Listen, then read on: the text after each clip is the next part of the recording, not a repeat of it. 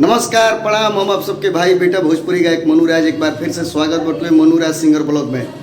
तो आज हम आइल बनी कुंवर स्टूडियो आरा में और कुछ गाना के रिकॉर्डिंग भइल बटुए और कुछ कमेंट भी रहे। और जे गीतकार बानी अजय फौजी भैया, अजय यादव फौजी भैया, और साथ में छोट भाई अरुण स्नेही जी और बहुत सारा कलाकार आइल बनी, सृष्टि भारती जी आइल बनी। तो आई हम मिलाओ तनी धीरे धीरे सब कलाकार भाई लोग से और बहुत बढ़िया गाना रिकॉर्ड भइल बटुए और बहुत जल्दी बैक टू बैक धमाका होखे वाला बटुए और बहुत बढ़िया बढ़िया गाना रिकॉर्ड भइल बटुए। तो आई मिलाओ तनी सब कलाकार भाई लोग से। तो रिकॉर्डिंग में तो अलाउ ना रहेला सब लोग के बैठल, लेकिन हमार छोट भाई बहुत बढ़िया गायक संजीव भाई भी बैठा रही और गाना हम सुना नहीं सकत नहीं, चलते कि जानते बनी चोरी उरी हो जी मैटर तो फिर दिक्कत हो जी। ऐसा ही भोजपुरी इंडस्ट्री में बवाल मचल बटुए। तो आई हमार छोट भाई और जगदीशपुर दुलौर से जो कि बहुत बढ़िया गायक बनी संजीव सावंत जी आइल बनी। आई संजीव जी और लाजवाब गायकी बाबाई के। तो कैसन गाना लगल? गाना बहुत अच्छा भइल बड़ुए। और राव परिचय हम देतनी यहाँ के संजीव सावंत जी हैं और बहुत सारा बड़ा बड़ा कंपनी से लेके छोटा छोटा कंपनी तक ले गाना यहाँ के आइल बटुए और भाई दिल के राजा आदमी हैं और हर कलाकार के साथ यहाँ के प्रेम बा।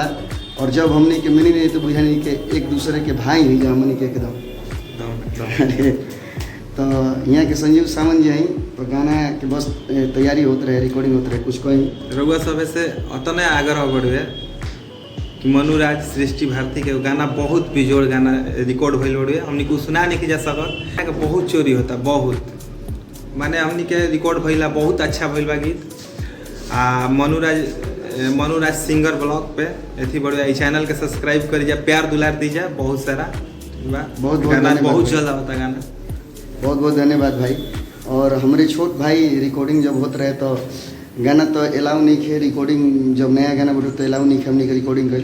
तो एगो छोट भाई हमार जो कि हमारे जीवन में के सबसे अहम भूमिका अरुण स्नेही जी दिले बनी और हमारा एल्बम के परिकल्पना में वो सब नाम देखले हम अरुण स्नेही बखोरापुर ताई मिला रहा बनी अरुण स्नेही बखोरापुर जी से। नमस्ते प्रणाम। परिचय कर देगा बा वे माई जहाँ से सब कोई स्टार बन बखोरापुर, नाम अरुण स्नेही। हमारे बड़े भाई बने मनुराज, हमारा खातिर ये सुपर स्टार बने, ये पवन सिंह, ये खेसारी बड़े। आज हमने रिकॉर्डिंग भइला कुंवर रिकॉर्डिंग स्टूडियो में सृष्टि भारती जी यहाँ के बानी बहुत बढ़िया गीत भइल बाटे। एगो गीत आइलो बा आरा जिला में धराइल आरा जिला में धराइल बा और बहुत बड़ा बड़ा कंपनी से भी गाना रिलीज होखी और एक से एक बढ़ के गाना आई। तो जेकरा स्टूडियो में आइल बनी जा आई सृष्टि भारती जी और राजा कुंवर बेस हम चाहम कि थोड़ा सरुआ आ जाई। और कुंवर स्टूडियो आरा में बहुत ज़्यादा भीड़ बा, बहुत ज़्यादा भीड़ बा। ये चलते हम बाहर स्टूडियो के बाहर ब्लॉग बना रहा बनी ताकि फालतू आवाज़ मत आवे हमारा ब्लॉग में। तो आप आ जाइए राजा कुंवर भैया और आइए ना, हम सब बतिया देंगे। यहाँ के राजा कुंवर भैया हैं और यहाँ के सबके प्रणाम बा। जो हमनी के गाना अभी रिकॉर्ड भइल है, दो गाना अजय फौजी भैया के लिखल, कैसन गाना लगल? बहुत अच्छा लागल और बहुत जल्दी हम गाना बहुत माने हमारा विश्वास बा, हमरा तो बहुत अच्छा लगला। हमरा इतना विश्वास बा कि रोरो सबके बहुत अच्छा लगे और प्यार आशीर्वाद जरूर दे हम जाऊ गाना के। यहाँ के सृष्टि भारती जी हैं और एक से एक बढ़ के गाना यहाँ के हर गायक संगे आवेला। और सृष्टि भारती हमारे बहन जी सन बाड़ी और बहुत बढ़िया गायक बड़ी और यहाँ के रुआ सभी सपोर्ट करी।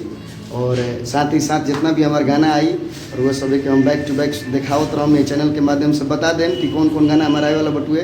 तो दो गाना रिकॉर्ड भइल बटुए, अजय फौजी भैया के गीत लिखल बटुए। बस सही तरह मनुराज सिंगर ब्लॉग में रुआ सभी जुड़ा रही।